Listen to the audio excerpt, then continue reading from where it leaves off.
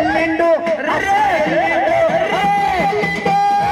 ఎల్లిండు చూడరా ఎదురులేని వీరుడు ఎల్లిండు చూడరా ఎదురులేని వీరుడు నడువు నడువు నడువు తమ్మి నడువు అరవిందన్న వెంట నీవు నడువు నడువు నడువు నడువు తమ్మి నడువు అరవిందన్న వెంట నీవు నడువు ఆడిపోయిన స్టేజ్ మీద మీరిద్దరు స్టేజ్ మీద వద్దుతారమ్మా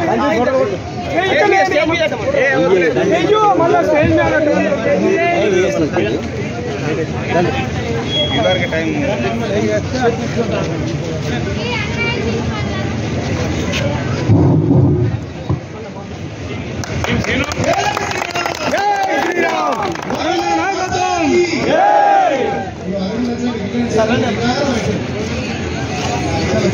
ప్రచారంలో భాగంగా మన బీజేపీ అభ్యర్థి మన ఎంపీ గారు ధర్మపురి అరవిందన్న గారు రైతు బాంధవుడు ఇవాళ మన గ్రామానికి విచ్చేసినందుకు స్వాగతం సుస్వాగతం. అదేవిధంగా మనకు అన్నయ్యకు ఘనంగా స్వాగతం పలకడానికి విచ్చేసిన మన అక్కయ్యలకు అన్నయ్యలకు రైతన్నలకు అందరికీ పేరు పేరున హృదయపూర్వక ధన్యవాదాలు. అయితే ఏదైతే ఇవాళ రాజకీయంలో ప్రతి నాయకుడు వచ్చిన డబ్బులు ఖర్చు పెట్టడం చూసాం, కానీ ఇవాళ తన సొంత జేబులో నుండి ఒక్క రూపాయి కూడా ఖర్చు పెట్టిన నాయకుని ఇప్పటిదాకా చూడలేము. కానీ మన ధర్మపురి అరవిందన్న గారు కార్యకర్త కోసం ఇవాళ లక్షల నిధులు కేటాయించి ఇవాళ కేవలం రైతుల్ని ఆదుకోవడం, కార్యకర్తని ఆదుకోవడం కోసం సహాయ నిధిని ఏర్పాటు చేసి ఇవాళ మన గ్రామంలోనే కార్యకర్త చనిపోతే ₹1,00,000 చెక్ ఇవ్వడం జరిగింది. ఇలా రకరకాలుగా ఎందరినో కార్యకర్తలకు అండగా నిలిచిండు.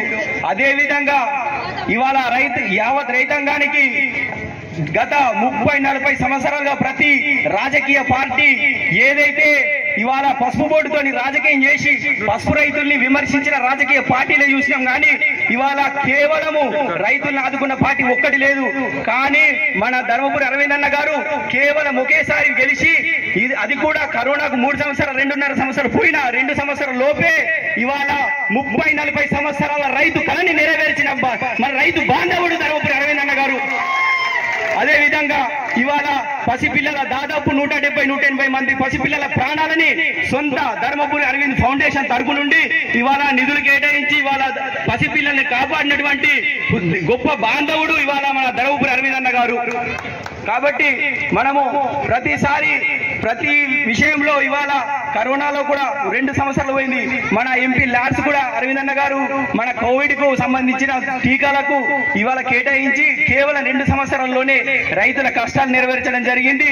అదేవిధంగా చెప్పుకుంటూ పోతే రైల్వే ఓవర్ బ్రిడ్జ్లు అయితేనేమి ఇలా ప్రతి ఒక్కటి ఎంతో కృషి చేసి ఇవాళ మన రైతుల కానీ సామాన్య ప్రజల కానీ చిరకాల కోరిక నెరవేర్చినటువంటి మన ధర్మపురి అరవిందన్న గారికి స్వాగతం సుస్వాగతం తెలియజేస్తూ ఇట్టి కార్యక్రమాన్ని ఉద్దేశించి మన నియోజకవర్గ నాయకులు డాక్టర్ ఎల్లేటి మల్లికార్జున రెడ్డి గారిని మాట్లాడాల్సిందిగా కోరుచున్నాను.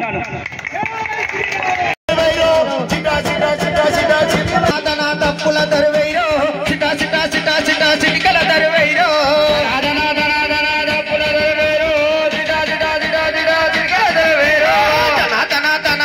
తప్పుల దరువైరో చిటా చిటా చిటా చిటా చిటికల దరువైరో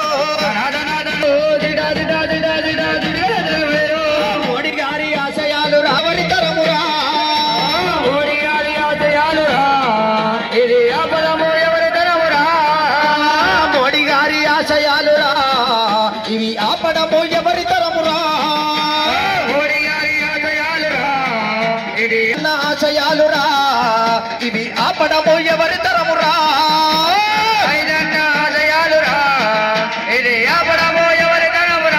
దయచేసి వాళ్ళు వస్తే వాళ్ళు ఒక మాట అడుగుండ్రి, మీరు చేస్తామని చెప్పకుర్రి, ఏం చేసినో చెప్పుర్రి అని అడుగుండ్రి. నేను ఈ మాట ఎందుకు చెప్తున్నా అంటే, సరే మోడీ గారు ఏం చేసిండ్రు అవన్నీ ఎంపీ గారు చెప్తారొచ్చు, నేను ఎంపీ గారి గురించి ఒక విషయం చెప్తా. ఇప్పుడు మా సోదరుడు మాట్లాడుకుంటా పసుపు కూడా తెచ్చిండు ఎంపీ అరవింద్ అంటుండు కదా, అదంత సులభమైన పని కాదు. అదే పసుపు బోర్డు తెచ్చుడు అంత సులభమైతే కవిత ఎప్పుడో తెస్తుండే, సీఎం బిడ్డ కవితతో అవుతుండే. అంతే సులభమైతే మధుయాష్కి గారు కూడా పెద్ద ఎంపీ ఉండే, రాహుల్ గాంధీకి సన్నిధులు ఉండే, ఆయన కూడా తెస్తుండే. అది అంత సులభం కాదు. అది దానికి ఎంత కష్టపడ్డారో మేము చూసినాం, మేము అందరం చూసినాం. ఒకానొక సమయంలో ఎంపీ గారి నానమ్మ స్వర్గస్థులైనరని చెప్పి తెలిసినాక కూడా అంత్యక్రియలకు కూడా పోకుండా అక్కడ ఢిల్లీలో కూర్చున్నాడు. ఈ పని కావాలి నాకు. ఎంతో మంది చెప్తారు పసుపోడు తెచ్చిండు తేలే అని చెప్పి. నేను మీకు తెలిసిన విషయం ఒకటి అడుగుతా, మీరు నాకు జవాబు చెప్పాలి తప్పకుండా. ఇక్కడనే ఇదే మండలి ఒక నాయకుడు ఉండే, పాలెంకి సంబంధించిన గొప్ప నాయకుడు ఉండే. ఆయన నా పసుపోడు వచ్చేవారు కాలికి చెప్పులు వేసుకోరని చెప్పి తిరిగాడు పాపం. ఒక కాంగ్రెస్ నాయకుడు బంధువు అనుకుంటా. ఈ రోజు రేవంత్ రెడ్డి గాని జీవన్ రెడ్డి గాని మాట్లాడుతున్నారు కదా పసుపోడు రాలేదు అని చెప్పి. మరి ఆ పెద్ద మంచి కాంగ్రెస్ నాయకుడి బంధువు చెప్పులు ఎందుకు వేసుకున్నాడంట? మరి ఏమొచ్చిందని చెప్పులు వేసుకున్నాడు కదా, చెప్పులు సన్మానాలు చేసేది కదా పాలెపోళ్ళు. ఎందుకు వేసుకున్నట్ట మరి పసుపోడు రాకపోతే? సరే పసుపోడు రాలేదు, అమ్మ మనమందరం పసుపు పండిస్తోళ్ళము, డైరెక్ట్ గానో ఇండైరెక్ట్ గా పసుపు పంటతోని మనం రిలేషన్ ఉన్నోళ్ళమే. మరి 20,000 ఎట్లయింది రేటు? కాంగ్రెస్ ఉన్నప్పుడు ఎప్పుడు కాకపోయి మరి రేటు 20,000 19,000 అవ్వకుండా ఎట్లా పోయింది? దీనికి చాలా ప్రక్రియ ఉంటుంది. ఇట్లా చెప్పుకున్నంత ఈజీగా పసుపు రేట్ల పెరుగుడు అట్లా తగ్గుడు కాదు. దాన్ని ఎక్స్పోర్ట్ చేయాలి. ఇంతకుముందు ఏంటి కాంగ్రెస్ పార్టీ వాళ్ళు, అరే ఏమో మనమే పసుపు తయారు చేస్తున్నాము, బయటకి ఎందుకు తెస్తున్నారు నాయన అని చెప్పి అమిత్ షా గారికి చెప్పి ఇమీడియట్ గా బంద్ చేయించారు. అప్పుడు దిగుమతి బంద్ చేపిస్తే మన పసుపుని మనం ఎగుమతి చేయడం మొదలు చేసినాం. అందుకే రేట్లు పెరిగినాయి. ఏ పంట రేటు పెరిగినా కారణం ఉంటుంది తల్లి, వట్టిగా పెరగది. దానికి వీలేదో కాలం చేసిన తప్పది. దానికి ఎంతో కృషి ఉంటుంది, ఎంతో కష్టం ఉంటుంది. 40 ఏళ్ళ యువకుడు ఒకటేసారి ఎంపీ అయ్యిండు, ఏం చేస్తాడు అనుకున్నారు, పసుపు బోర్డు తీసుకొచ్చాడు. వట్టి పసుపు బోర్డు తేలే, ఆ పసుపు బోర్డుతో సహా పసుపుని అనౌన్స్ చేసినందుకు నరేంద్ర మోడీని కూడా నిజామాబాద్కి తీసుకొచ్చిండు. ప్రధానమంత్రి నిజామాబాద్ తీసుకొచ్చి ఆయనతో అనౌన్స్ చేయించి అప్పుడు కానీ గాలి ఊపిరి తీసుకోలే ఈ పెద్ద మనిషి. ఒక్కటి ఆలోచించుండ్రి, ఒక్కసారి ఎంపీ అయితే ఇంత పని చేసిండు, రేపు పొద్దున 2 లక్షల ఓటు 3 లక్షల ఓటుతో గెలిపిస్తే రేపు మంత్రి అయితే ఏం చేస్తాడు? మన నిజామాబాద్ జిల్లాని ఎటు తీసుకుపోతాడు? ఇది ఒక్కటి ఆలోచించుండ్రు అందరు. ఇంకో విషయం కూడా చెప్తాం ముగించే ముందు, టైం లేట్ అవుతున్నది, మీకు కూడా లేట్ అవుతున్నది, ఎంపీ గారు కూడా మాట్లాడాలి. దయచేసి కాంగ్రెస్ పార్టీ వాళ్ళు చెప్పిన మాటలు 4 నెలల కింద ఓట్లు వేసినాం కదా, ఎన్నో కథలు చెప్పి రుణమాఫీ చేస్తాం, మన్ను చేస్తాం, మశానం చేస్తామని, ఏమి చేయలే కదా. ఈ రోజు మీరు మళ్ళా కాంగ్రెస్ దిక్కు చూస్తే వాళ్ళని క్షమించినాము అనుకుంటారు. ఒక్కళ్ళు కూడా కాంగ్రెస్ కోట వేయకుండ్రి, అందరు బీజేపీ కోటేయండి. 2 కారణాలు. కాంగ్రెస్ వాళ్ళకి తెలిసి అరే వీళ్ళు మనకు దిక్కుకెళ్ళి దూరం అయినరు, మనం అంటే కోపం ఉందని తెలుసు, ఇంకా 5 సార్లు ఉంటారు, మనం కర్ణిస్తే ఉంటారని అనుకుందాం. వాళ్ళు ఉంటా అనుకుంటే మటుకు మనకు సేవలు చేయాల్సిందే. వాళ్ళు చెప్పిన మాటలు వాళ్ళు నిలబడాలంటే మనం వాళ్ళకు వాతలు పెట్టాలి, సురుకు పెట్టాలి. వాళ్ళు ఇచ్చిన మాట మీద వాళ్ళు నిలబడలే అని వాళ్ళని మనం శిక్షించాలి. ఇది మాత్రం ప్రతి ఒక్కరు గుర్తుంచుకోవాలి. దయచేసి మీ అందరికీ చెప్తున్నా, ఒక యువకుడిని ఎంపీ చేయండి, మళ్ళా 75 ఏళ్ళ మంచిని చేసిండ్రు అనుకో, గదే ఉంటుంది రాజకీయం, కదా పాత రాజకీయం. ఈ కొత్త రాజకీయం రాదు. 75 కూడా అయిపోయిందా? 76 ఏళ్ళ మంచిని కూడా చేయకూడదు. దయచేసి ఒక యువకుడిని చేయండి. ఒక్కసారి అయితేనే పసుపు బోర్డు తెచ్చిండు, రెండోసారి అయితే ఇంకేం తెస్తాడో ఆలోచించండి ఒకసారి. మన పిల్లల భవిష్యత్తు కానీ, మన ఏరియా భవిష్యత్తు కానీ, ఇవన్నీ దీని మీద ఆధారపడి ఉన్నాయి. మన భవిష్యత్తులు అన్ని దీని మీద ఆధారపడి ఉన్నాయి. కాబట్టి దయచేసి ప్రతి ఒక్కరు ఎంపీ అరవింద్ గారికి పెద్ద ఎత్తున ఓట్లేసి గెలిపించి మనకు నరేంద్ర మోడీ గారు చేసిన సేవను మనం గుర్తుంచుకున్నామని చెప్పి ఆయన కూడా తెలియజెప్పే సమయం వచ్చింది. కాబట్టి దయచేసి ప్రతి ఒక్కరు చెప్పాలని చెప్పి కోరుకుంటూ ముగిస్తున్నాను. భారత్ మాతాకి జరిగింది జనవరి 22 నాడు నరేంద్ర మోడీ గారు ఇక్కడికి వచ్చి పసుపు పొడి ఇచ్చిండు. సరే నేనేదో తిప్పలు పడ్డా అని చెప్పిండు మల్లికార్జున రెడ్డి. సరే కానీ రామరాజ్య స్థాపన అయినందుకు ఇలా పసుపు రేట్లు 20,000 పెరిగినాయి. ఇక కాంగ్రెస్ వాళ్ళు మళ్ళీ వస్తే ఏమై రేవంత్ 6 గుడ్లు పెడుతుంది. రేవంత్ 6 గుడ్లు పెట్టిండు. అది ఏమైతే పిల్లలు వెళ్తే గుడ్డలకు వెళ్ళి పిల్లలు వెళ్తలేవు, పిల్లలు ఇంటికి వెళ్తలేవు అని అడుగుతారు ఇది అని రిజర్వేషన్ భాగవతం పెట్టిండు. రిజర్వేషన్ భాగవతం నరేంద్ర మోడీ పాపం నిన్న నేను బతుకున్నంత వరకు ఎస్సీ ఎస్టీ బీసీ రిజర్వేషన్ ఎక్కడికి పోవు, తుర్కోల కోసం నా బీసీ ఎస్సీ ఎస్టీ సోదరుల రిజర్వేషన్లు తగ్గనీయను అని నేను బతుకున్నంత వరకు అని నిన్న అన్నాడు ఆయన. ఈ కాంగ్రెస్ వాళ్ళు చేసే దొంగ రాజకీయాలకి ఆయన అంత పెద్ద మాట అనాల్సి వచ్చింది. అయినా కూడా చిల్లర రాజకీయాలు ఇష్టపెడతలేడు. ఇక ఇలా కొరుట్లకు వచ్చిండు, నెత్తి మీద ముఖ్యమంత్రి నెత్తి మీద గుడ్డు పట్టుకున్నాడు. గుడ్డు గాంధీ గుడ్డు అట, గాంధీ గుడ్డు పెడతా, గాంధీ గుడ్డు పెడతా అమ్మా. రాహుల్ గాంధీ గుడ్డు, అది రాహుల్ గాంధీ గుడ్డు పెట్టిండు, అది మోసుకుంటూ తిరుగుతుండు రేవంత్ నువ్వు పెట్టిన 6 గుడ్ల సంగతి ఏంది? 6 గ్యారెంటీలు కావాలి, 6 గుడ్లు అవి. పిల్లలు ఎన్నడెళ్తాయి? ఇలా తులం బంగారం ఎన్నడత్తది? పెళ్లిళ్ళు అయినాయా? మోడతారులా పోయిన నెల అయినాయా? నేను కూడా వచ్చిన 2 పెళ్లిళ్ళకి అయినాయి కదా. వచ్చినా తులం బంగారం? 4,000 పెన్షన్ వచ్చిందా? 2,500 వచ్చిందా? 500 రూపాయల బోనస్ వచ్చిందా రైతులకి? 15,000 రైతు బంధు వచ్చిందా? 2 లక్షల రుణమాఫీ అయితే రాదు. అది ఈ 500 2 లక్షలు ఇస్తాడు. పచ్చి అబద్ధాలు, మోసాలు, మహిళల్ని మోసం చేసి రైతుల్ని మోసం చేసినందుకే ఇవాళ కల్వకుంట్ల చంద్రశేఖరరావు పార్టీ గతి పట్టింది. కల్వకుంట్ల చంద్రశేఖరరావు ఇంతో అంతో 13 సంవత్సరాలు కొట్లాడి తెలంగాణ కోసం తెలంగాణ సంపాదించిన దాంట్లో కీలక పాత్ర ఉన్నది కేసీఆర్ది. ఈయనకి ఏమున్నది?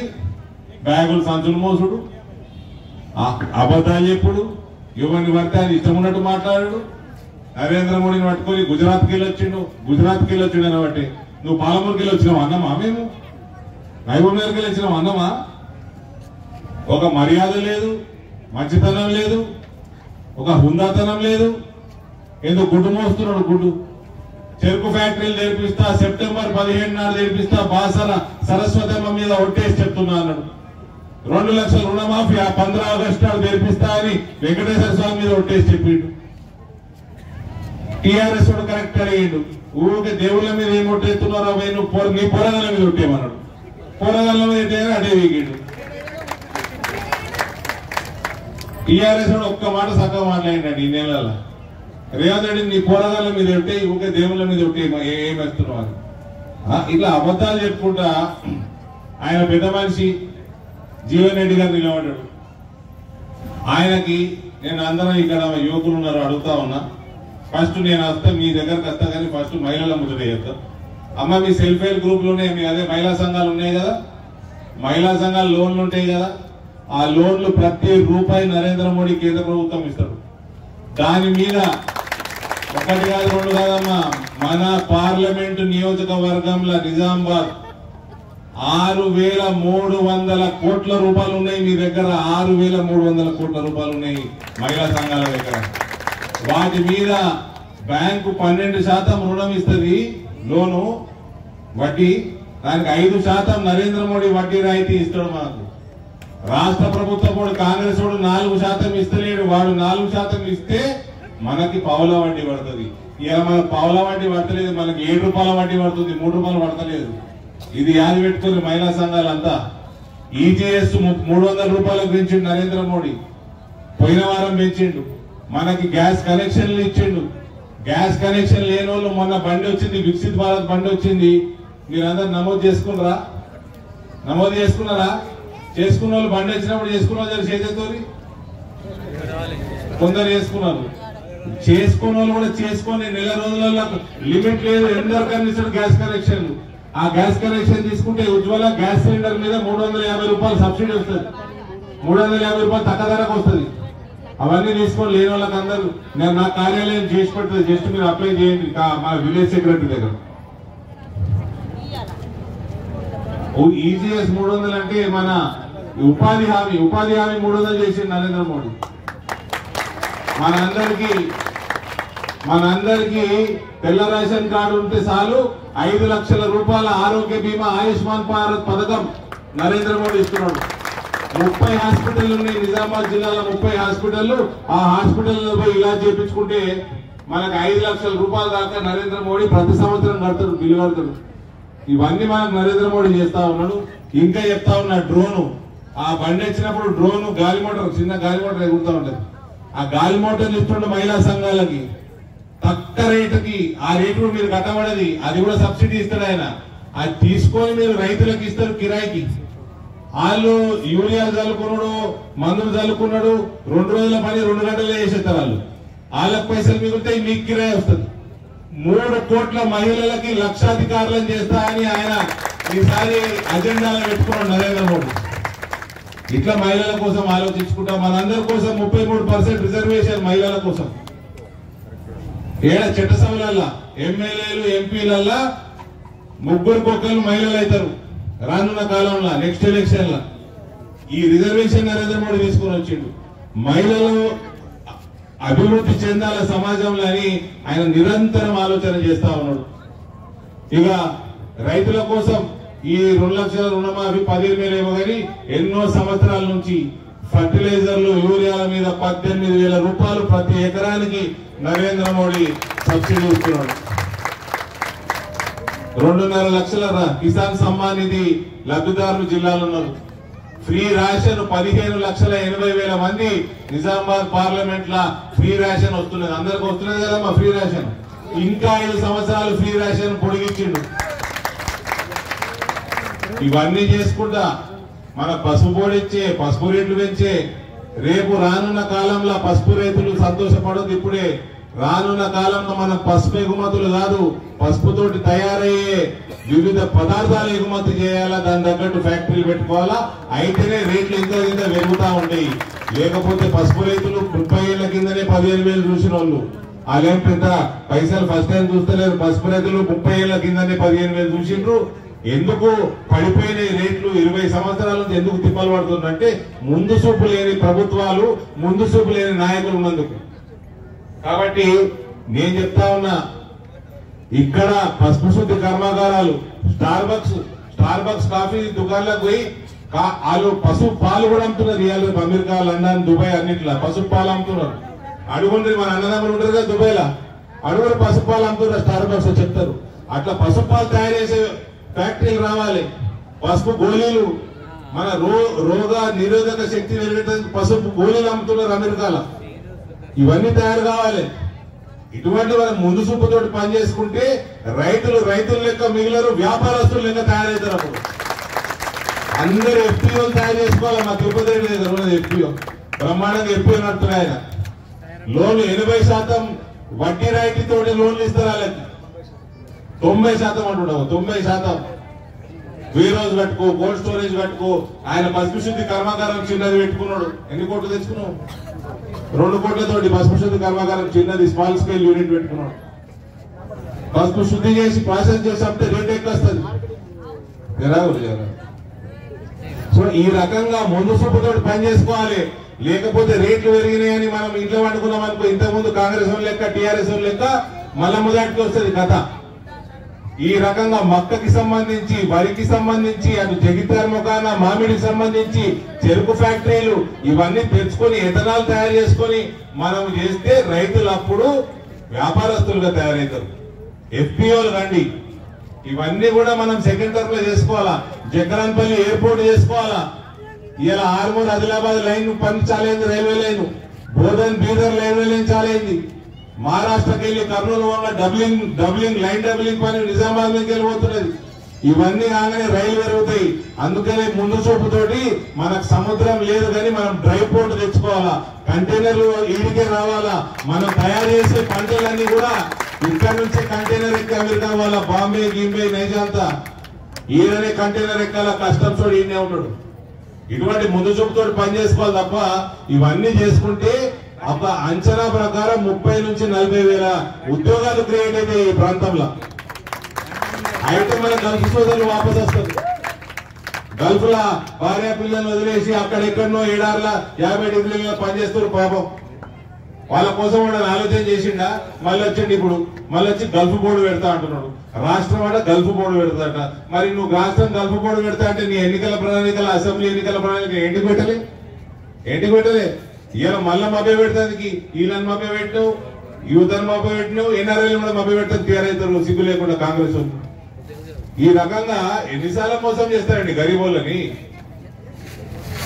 ఈ రకంగా మోసం చేసి చేసి కేసీఆర్ వీకెండ్ పార్టీ అత్తపత్త లేకుండా అయిపోయింది.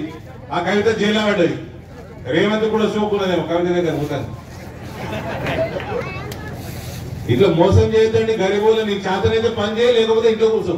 మోసాలు చేయొద్దు ఎప్పుడు. గల్ఫ్ పోవడానికి తిరుగుతా ఉన్నారు. ఏ దేశంలో మీరు గల్ఫ్ పోవడం కోసం? నరేంద్ర మోడీ భారతీయ జనతా పార్టీ నడిపిస్తాడు గల్ఫ్ దేశాలలో, తెలుసా అమ్మా? దాని పేరు Indian people forum. Indian peoples forum అన్నది భారతీయ జనతా పార్టీ దుబాయ్, మస్కట్, అబుదాబిలా కేవలం సేవా కార్యక్రమాలు చేస్తుంది. 24 మంది డాక్టర్లు, 11 మంది అడ్వకేట్లు, 24 గంటలు మన లేబర్ క్యాంపులలో ఎవరికి ఇబ్బంది ఉన్నా అన్ని రకాల ఇబ్బందులకు ఫ్రీ సర్వీస్ ఇస్తారు. కరోనా సమయంలో వందే భారత్ మిషన్ నరేంద్ర మోడీ పెడితే దానికి అనుసంధానంగా 8 ఫ్లైట్లు దుబాయ్ నుంచి భారతీయ జనతా పార్టీ పెట్టింది ఇండియన్ పీపుల్ ఫోరం. మొన్న 10 రోజుల కింద వరదలు వస్తే ఇంటింటికి రేషన్ పంపింది. వాళ్ళ దృష్టికి వస్తే తెలంగాణ కోసం సపరేట్ కౌన్సిల్ తయారు చేస్తుంది. వాళ్ళ వెబ్సైట్ లో పోతే తెలంగాణ కూడా తెలుగులో వచ్చేస్తుంది. మొత్తం ఫోన్ చేస్తే తెలుగు వాళ్ళు మాట్లాడతారు. ఇట్లా సేవ భారతీయ జనతా పార్టీ ఇట్లా సేవ చేసుకుంటే ఓట్లు అడుగుతుంది. కానీ ఎన్నికలు రాగానే గల్ఫ్ బోర్డు పెడతా, ఎన్నికలు రాగానే పంతం తిరిపంట ఇట్లుంటుందా అండి? ఈ జమానా అయిపోయింది. పనిచేయనోడికి టికెట్ కూడా ఇయ్యాడు నరేంద్ర మోడీ భారతీయ జనతా పార్టీలో. పనిచేయనోడు టికెట్ కూడా ఇయ్యాడు. కాబట్టి అమ్మా ఇవన్నీ మనం దృష్టిలో పెట్టుకొని, ఇంత పెద్ద దేశం, 140 కోట్ల దేశము, మనం ముందుకు పోవాలంటే చాలా కష్టపడి పనిచేసుకోవాలి. సమయం వృధా చేయొద్దు. అందులో మనమందరం హిందువులం మర్చిపోవద్దు. ఇవన్నీ మాట్లాడుకుంటా మనం హిందువులం మర్చిపోవద్దు. రామరాజ్య స్థాపన నరేంద్ర మోడీ చేసిందని మర్చిపోవద్దు.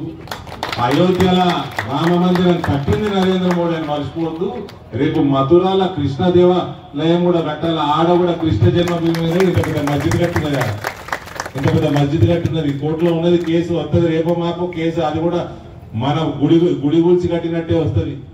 కృష్ణుడు కూడా మందిరం కట్టుకోవాలి. ఎందుకు కట్టుకోద్దామా? ఇవన్నీ చేసుకుంటా అబుదాబిలా, దుబాయ్లా మన గుడులు కడుతున్నారు. దుర్గ దేశాలలో మన గుడులు కడుతున్నారు. ఎన్ఆర్ఐ సోదరులు పోతున్నారు, పూజలు చేస్తున్నారు. ఆడ తుర్క దేశాలలో తుర్కరాజులు మన రంజాన్ మాసంలో సాయంత్రం గుడికి పోయి ప్రసాదం తిని రోజా ఇచ్చిపెట్టింది. అది నరేంద్ర మోడీ ధర్మాన్ని రక్షిస్తున్నాడు, దేశాన్ని రక్షిస్తున్నాడు. ఈ రకంగా 18 గంటలు రోజుకు పనిచేస్తాడు. ఇంకా 19 చేస్తాడు కానీ 17 ఏడు ఆయన. నిద్రాహారాలు మాని మన కోసం పనిచేస్తా ఉన్నాడు. అటువంటి నాయకుడికి మనం చాలా బలంగా మనం నిలబడాలా. ఆయనని పెద్ద మెజార్టీతో గెలిపియాలా. రానున్న కాలంలో 400 సీట్లు చేసుకోవాలా. సిటిజన్షిప్ అమెండ్మెంట్ యాక్ట్ మనం పెట్టుకోవాలి. పాకిస్తాన్, ఆఫ్ఘనిస్తాన్, బంగ్లాదేశ్, తుర్క దేశాలకు వెళ్ళి హిందువులందరినీ ఆడ రేపులు, మర్డర్లు చేసి ఆడికి వెళ్ళగొట్టిన వాళ్ళందరికీ మనం పౌరసత్వం ఇచ్చే బిల్ అది. దానికి కాంగ్రెస్ అభ్యర్థి జీవన్ రెడ్డి ఇయ్యొద్దంటాడు. కానీ బంగ్లాదేశ్కి వెళ్ళి, మయన్మార్కి వెళ్ళి వచ్చిన రోహింగ్యా తుర్కోలకి వాళ్ళు దొంగతనం చేయడం మన దేశంలో ఉన్నారు. వాళ్ళకు మాత్రం పౌరసత్వం ఇవ్వాలంట. అరే ఈ ముస్లింలు అంటే అమాయకులు ఇంకోటి లేదండి. నేను చెప్తున్నా, ఈ ముస్లింలు అంత అమాయకులు ఇంకోటి లేరు. అక్కడ తుర్కోళ్ళు వచ్చి ఇక్కడ ఉంటే మీకు దొరికే తగ్గిపోతుంది, మజ్జిగ పచ్చగా అవుతుంది నాయన. ఇవాళ రిజర్వేషన్ అంటున్నాడు రేవంత్ రెడ్డి. తుర్కోళ్ళకి ఏడ రిజర్వేషన్ ఇచ్చిండ్రు మీరు? తీసుకొచ్చి బీసీలలో దొరగొట్టిండ్రు. బీసీల రిజర్వేషన్ తక్కువ చేసిండ్రు, ఎస్సీలలో దొరగొట్టిండ్రు, ఎస్సీల రిజర్వేషన్ తక్కువ చేసిండ్రు. కానీ నరేంద్ర మోడీ ఏం చేసిండు? ఈ రిజర్వేషన్ తక్కువ కానియలే. అగ్రవర్ణ పేదలకి, రిజర్వేషన్లు లేని వాళ్ళకి, అటువంటి వాళ్ళల్లో గరీబ్ వాళ్ళకి 10% రిజర్వేషన్ తెచ్చిపెట్టింది. అందులో మన రెడ్డి సోదరులకు వస్తుంది, మన ఆర్యవైశ్య సోదరులకు వస్తుంది, బ్రాహ్మణులకు వస్తుంది. అదే రకంగా తుర్కోలలో కూడా పేదలకన్నా రిజర్వేషన్ వస్తుంది. ఫైనల్ గా తుర్కోల గురించి కూడా ఆలోచన చేసింది నరేంద్ర మోడీ. కాంగ్రెస్ వాడు మోసమే చేసిండు. మన రాజ్యాంగం ప్రకారం మత ప్రాతిపదికన రిజర్వేషన్ లేనప్పుడు ఎవరు తుర్కోల గురించి ఆలోచన చేయలే. ఎట్లా ఇయ్యాలి ఈయన కూడా బాగుపడాలి పాపం అని ఆర్థికంగా వెనుకబడిన తరగతులలో కలిపి అట్లే ఇప్పించిండు. అంటే నియత ఉండాలి, నియత ఉంటే పని అవుతుంది, ఏదన్నా చిత్తం ఉండాలి. ఎంతసేపు రాజకీయాలు చేసుడు, ఎంతసేపు పసుపు రైతుల్ని, మామిడి రైతుల్ని, వరి రైతుల్ని తరుగు తీసుడు, మోసం చేసుడు, జూటా వాగ్దానాలు చెప్పుడు, ఇవన్నీ చెప్పుకుంటే తిరుగుతే ఎట్లయితుందండి? నాకు అర్థం కాదు. ఇవన్నీ చేసుకుంటే రేపు యూనిఫామ్ సివిల్ కోడ్ పెట్టుకోవాలి, ఈ బంగ్లాదేశ్ రోహింగ్యా తుర్కులను బయటికి వెళ్ళగొట్టాలి, ఎన్ఆర్సీ పెట్టుకోవాలి. యూనిఫామ్ సివిల్ కోడ్ పెడితే ఓళ్ళకి లాభం, ముస్లిం మహిళలకి లాభం. మళ్ళా ఎందుకో ఒక్క మొగుడికి ఒకటే పిల్లం ఉండాలి, నలుగురు చేసుకురాలి. ఇక పొద్దున ఎటన్నావో రాత్రి ఇంటికి రావాలి, వేరే దిక్కు చూసుడు లేదు. అది ఓళ్ళకి మంచిది, అలా ముస్లిం మహిళలకి మంచిది. ఇలాంటి అమాయకులు లేరండి ముస్లింలు. కాంగ్రెస్ వాడు చెప్పగానే ఎగురుతా ఉంటారు అనవసరంగా. ఈ జీవన్ రెడ్డి నెత్తికి టోపి పెట్టిండు, హిందువులకు ఇయ్యద్దు పౌరసత్వం, బంగ్లాదేశ్ వాడికి ఇయ్యాలంటాడు, యూసీసీ పెట్టద్దు అంటాడు, కాశ్మీర్ ఆర్టికల్ 370 మళ్ళా పెడతా అంటాడు, జనాభా నియంత్రణ గురించి మాట్లాడాడు. ఇవన్నీ మాట్లాడకుండా పార్లమెంట్ లో వచ్చి ఓట్లు అడుగుతున్నాడు. ఇది పంచాయతీ ఎలక్షన్ కాదు, పార్లమెంట్ ఎలక్షన్. ఇవన్నిటికీ స్టాండ్ ఏంటంటే చెప్తలేడు. ఇటువంటి రోజులు మనం నమ్ముకుంటామంటే నట్టేట ముంచుతారు. హిందువులకి 2024 రానున్న ఎన్నిక జీవితంలో అతి ముఖ్యమైన ఎన్నిక. ఈ ఎన్నికల మనము మన కోసం ఇంతగానం చేసిన ఆయన కోసం 10 నిమిషాలు తీసుకొని పోయి ఓటు వేయించి మన కుటుంబ సభ్యులతోటి, మన బంధుమిత్రులతోటి, అందరితోటి ఓటు వేయించాల్సిన బాధ్యత మన మీద ఉన్నది. ఎన్ఆర్ఐ సోదరులు ఆల్రెడీ ఫోన్లు కొడుతున్నాడే కదా, ఫోన్లు కొడుతున్నాడే కదా. అవు ఫోన్లు కొట్టేస్తావు, నాకెత్తావు, మూడు చేస్తా అంతే. ఇక ఈ చిన్నపిల్లగానే అడుగుతుండే మోడీ కొట్టేస్తా అంటున్నాడు. అమ్మ సింపుల్ క్వశ్చన్ అడుగుతా, ఈయనే ఎన్నికలు కథ పట్టిద్దాం. రాహుల్ గాంధీ ప్రధానమంత్రి గోలా గౌలు చేసేది ప్రధానమంత్రిగా దేశానికి ఓలు కోరుకుంటున్నారు. ఇప్పుడు నరేంద్ర మోడీ ప్రధానమంత్రి ఓలు కోరుకుంటున్నారు.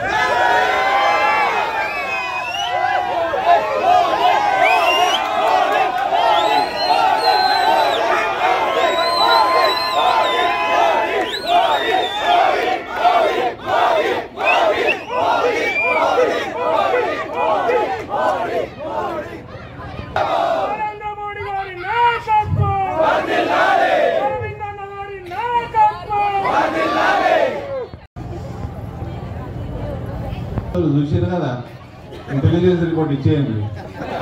ఊరికే జీవన్ రెడ్డికి పైసలు దాకా చేసుకోదని చెప్పారు. ఈ వయసులో ఎండలు తిరగద్దని చెప్పారు. పాపం ఆ 75 ఏళ్ళ వయసులో 44 డిగ్రీల తిరుగుడు అవసరమా? కానీ ఇదేమి దేశం ఎలక్షన్, సీరియస్ ఎలక్షన్. మీరు భారత్ మాతాకి ఇంత పెద్ద సంఖ్యలో అక్క చెల్లెలందరూ దీవించడానికి, నరేంద్ర మోడీ గారిని దీవించడానికి వచ్చినందుకు చాలా సంతోషం. అందరికి పేరు పేరున ధన్యవాదాలమ్మా. చేతులు జోడించి నమస్కారాలు తెలియజేస్తున్నా. మోటాడు మన అన్నదమ్ములందరూ కూడా ధన్యవాదాలు తెలియజేస్తూ భారత్ మాతాకి. మా నరేష్ ఏమంటున్నాడో కమల పువ్వు, అలాగే వెళ్ళరా కమల పువ్వు.